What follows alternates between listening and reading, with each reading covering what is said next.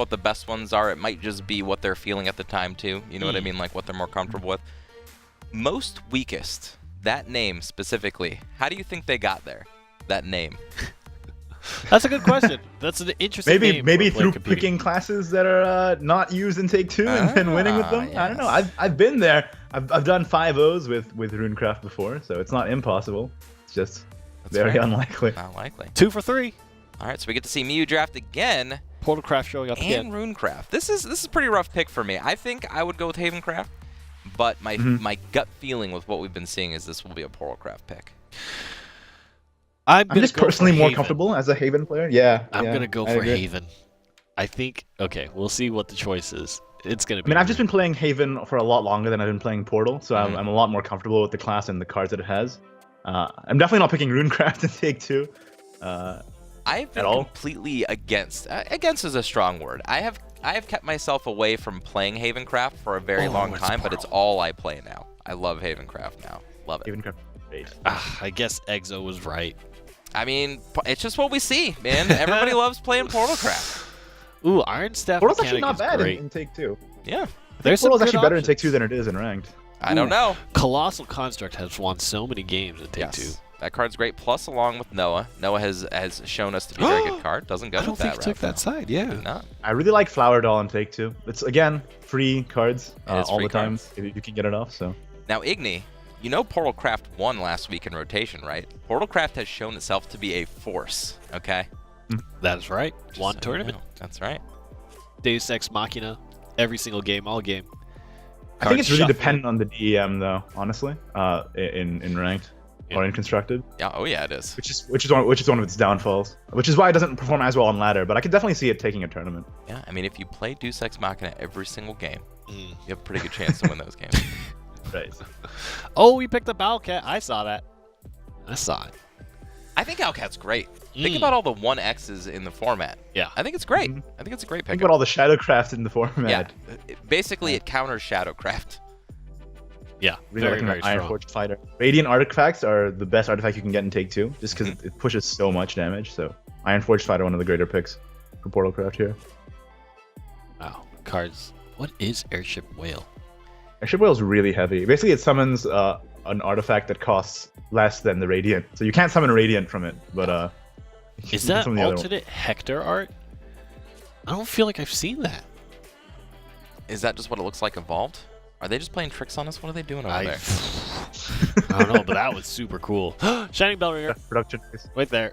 Shining Bell Ringer. No! Okay, fine. I actually think Ephemera is kind of underrated in Take-Two because it lets you trade up, which is good. Yeah, and it's definitely much. We know the value of Bane, and Ephemera is like a bad Bane, but it's still okay. Yeah, well, I mean, honestly speaking, Ephemera in Portalcraft very specifically works with puppets really well. So I would always take Ephemera in a Portalcraft deck. Yeah, it increases the value of your puppets by so much.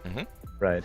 Again, like I very, very lovingly say, if you look at the percentages for these kinds of things, it's actually incredible how much it helps, right? Yep. You're increasing the effectiveness of your puppets by 2 times. So what do we see with this deck? We saw good amounts of removal, good amounts of putting good artifacts into the deck. I feel like it's a pretty strong Portalcraft deck. I like it because there is some good early game kind of tempo controllers, right? You have some wards, you have some removal, you have good things to help you get settled in. The only thing about it is card draw, which is a big thing in Take-Two.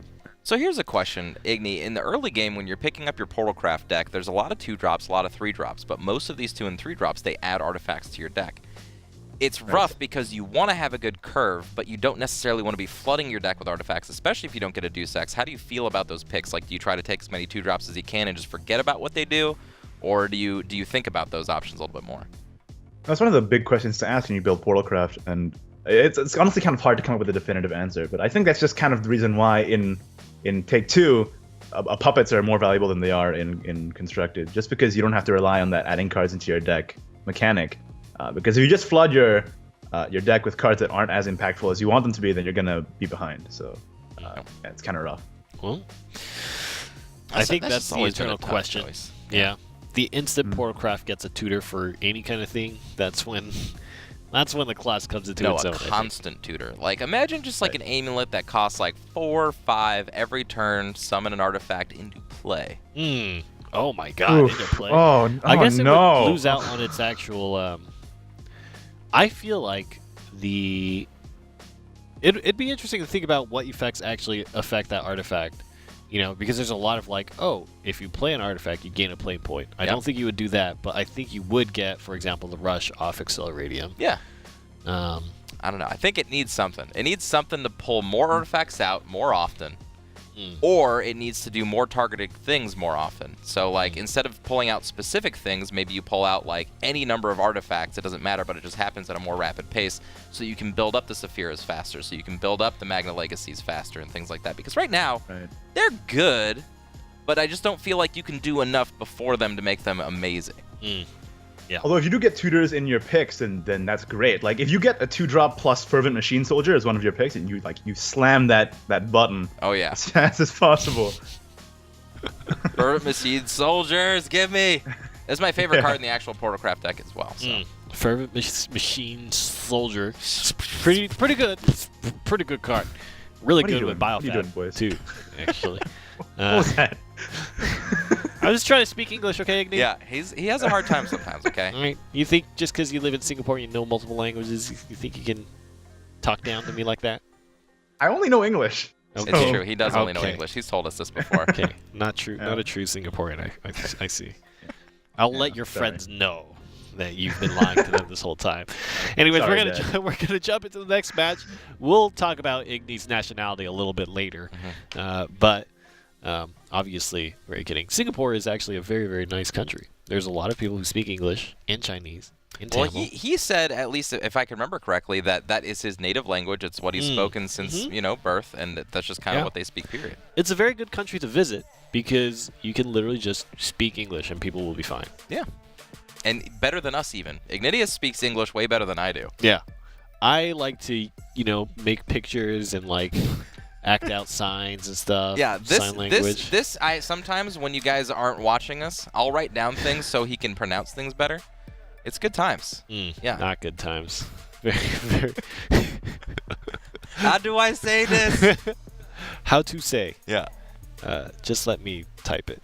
I'll be fine with that. Yeah, that's fair because you have autocorrect. We need to start typecasting things. Typecasting. So you can. I don't like that word. That means too many things. Typecast. Send your votes now, chat. Let us know if we should do this from a keyboard and not with our voices. They're probably thinking, yeah, whatever will make them shut up. That's what they think.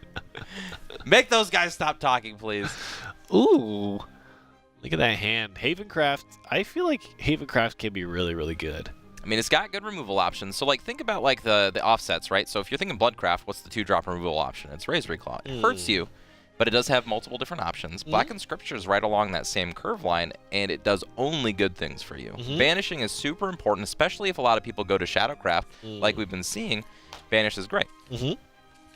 Also gets things to not get revived by stuff like Skull Ring.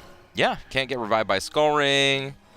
You don't get any last word effects, of course. Yeah, anything that would, bring it back, just gone. It's gone. Forever. Doesn't go to the graveyard. Yeah. It doesn't exist anymore. It does not exist. Its friends lost the memory that it ever existed. Yeah. All photographs of it disappear. Erased from the history books. Yeah. Yep. And because, they say that the victors always write the history books, That's why Havencraft wins. That's right. So we see now a Heavenly Knight picked up by KAKUSAKI here, and if he times that well with another amulet or the one we see in hand with Iron Maiden, could be very effective this game. Honestly, a 3/7/7/7 ward is going to be good at any stage. Giving it the immediate action, too, as Igni likes to say. Yep. Rush, in this case Storm, I suppose. Very, very strong in the format. Now, Rapunzel's an interesting pickup in this format because it can be good. High stats for cost is always good. However, can you really maintain a board on every turn to make use out of it? That begs a question, especially when you're on the play with less evolution orbs. Yeah. It'll be interesting. I mean, I feel like it's still a situation where it's you know that there's this condition, but you kind of still want to remove it just in case the condition gets fulfilled, right? So. And the reason you don't see it played that turn is because if the 2/2 gets removed by the Holy Bowman Kell here, then Rapunzel doesn't do squat next turn. Yeah. Yeah. But I think this Holy Bowman Kell is going the distance. It's lasting the whole game. That's what I Or believe. a turn, you know. One of the two. The whole game, Exo. Oh, and freshly drawn March Hare's Tea Time. So one of the great things that I've been learning about Haven, I don't really play March Hare's Tea Time in rotation anymore, but it sticks around for so long. So what used to be a negative, because it would just clog up your board and you couldn't do anything with it, now you can play it easily on turn 5, and then almost whatever turn you want to play your Heavenly Knight, it will always gain Storm. It's a really effective card at doing that. Wow, I have never seen that actually used. Look at that, getting trades through the ward. Nice ward. Fool. I'm going to walk right through that. Oh, man. Wow. Hey, negating ward is great, okay? Just walking right through it. You know? You got this big goblin in the middle of the street, and you're just like, nah, what's up later, dude? Yeah, excuse me, Yeah. Goblin, Mount Ogre. It's good stuff. Was able to play his Ironforge Fighter, and so that means there's a few Radiant artifacts waiting in the wings. Oh, nice. Ooh, I like this. No Evolution Orb used. He's able And to get 3 damage to face here. gets to protect. When you can protect an Evolved Follower, you get so much value. Not only did you get the extra 2 damage one turn, but you get the extra 2 damage at least another turn. Yeah. I like the way the stats are spread, too. It makes it tough to just remove one, right? Not really a lot of options in the hand from you anyway to do multiple things. It's kind of just, do I remove something? Do I play something and evolve it? Kind of rough. And almost whatever you do here, you're going to get March Hares, right? So there's going to be another big swing. A lot of value off of Evolution Orbs. The only thing that KAKUSAKI needs to be careful of is if he's feeling like he actually gets maximum value off of these evolves. And I feel like he's going to have to get pretty lucky with this Otherworld Rift to pull something like an Ancient Artifact immediately to get this board back under control. I feel like, yeah, that's right. So he has a few artifacts that can be pulled. He has a good amount of Radiance inside. He does. But Ancient could be one other one. And it looks like he is going for the March Hares. Avoids the 4 damage entirely, which is important. Again, stats are just so important. Yeah, and this is a rough board. Both Evolved Followers still in play. You don't normally get to see that often because usually those go away immediately. But yeah, to get this board back, I feel like he's going to have to go for it. Oh, man. Oh. Yep, that's the turn. Oh, That my stings. gosh.